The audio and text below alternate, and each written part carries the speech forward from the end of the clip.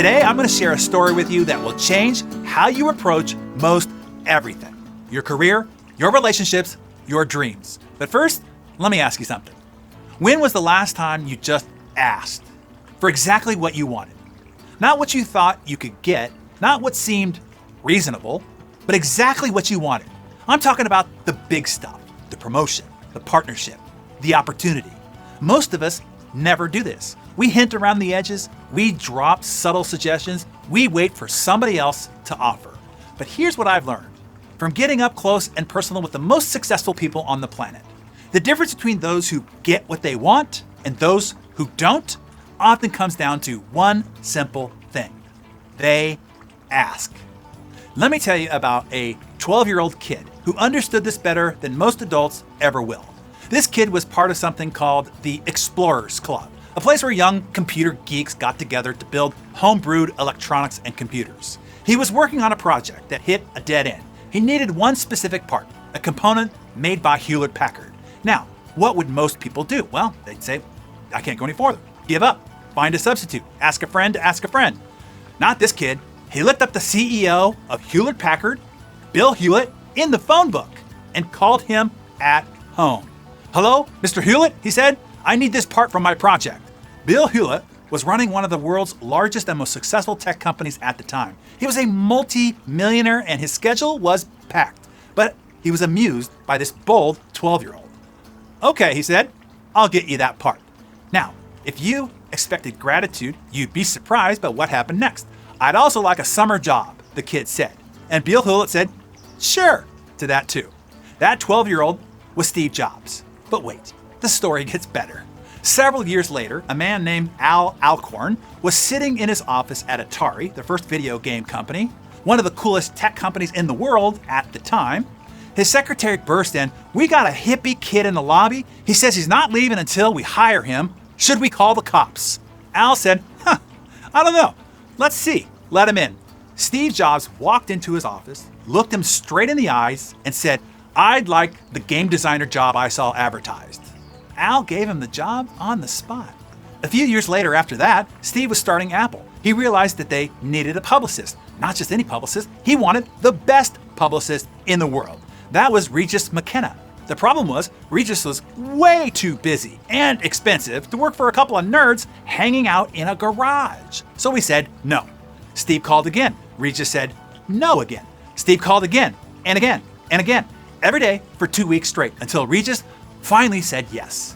By the way, Regis McKenna designed the famous Apple logo, hired their first CEO, got them their first funding. Apple as we know it would not exist without Regis McKenna.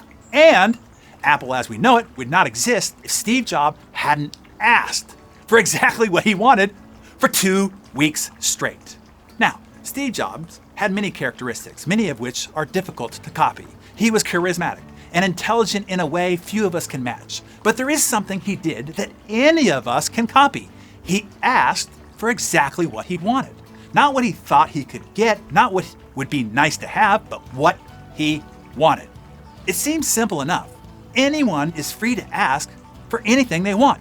And yet almost none of us ever actually do this. You can tell by the very fact that people were always taken aback when Steve did it. They were startled by the way he looked at them in the eyes and just asked.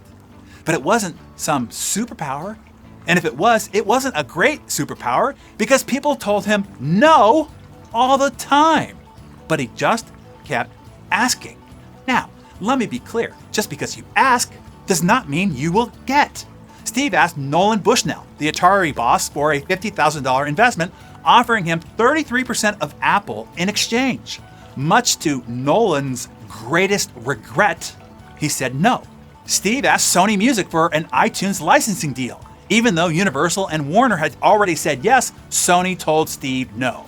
Steve called the founders of Dropbox and offered them 9 figures to buy them out. The CEO, Drew Houston, told Steve no. But Steve's yeses? Well, they far outweigh his no's. Hey, look, if you don't ask, the answer is always no. If you ask, anything is possible. Here's what I want you to understand. Right now, there's something you want. Maybe it's a promotion, maybe it's a partnership, maybe it's a high-level recruit, maybe it's a big kahuna client, maybe it's funding for your idea, maybe it's a date with somebody extra special. You've been thinking about it, you've been hoping for it, you've been wanting and waiting for the right moment, but you haven't asked for it. Not directly, not clearly, not boldly. And while you're waiting, while you're hoping and praying, while you're planning the perfect approach, somebody else, someone with less experience, less talent, less to offer is walking up and asking for it and getting it. Because here's the reality. Most people are so shocked when somebody asks directly for what they want that they often say yes, just because of the sheer audacity. Steve Jobs himself said it best. He said, quote, "You have got to be willing to crash and burn with people on the phone, with starting a company, with whatever. If you're afraid of failing, you won't get very far." So here's your assignment. Think of one thing that you want, that you haven't asked for. Maybe it's at work, maybe it's in your business, maybe it's in your personal life. Write it down. Now, before the day is over, ask for it. Not hint at it, not suggest it might be nice. Ask for it. Look somebody in the eyes, or pick up the phone and say exactly what you want. Will they say yes? Maybe, maybe not. But here's what I guarantee. You'll be closer to getting it than you were just hoping. Because while everybody else is waiting for permission, for the perfect moment, for somebody else to offer, you'll be the one who simply asked. And that makes all the difference. Make some notes in your Darren Daily Journal and share your thoughts in the comments below. And if you have friends or peers who need to hear this message, be sure to pass along today's Darren Daily.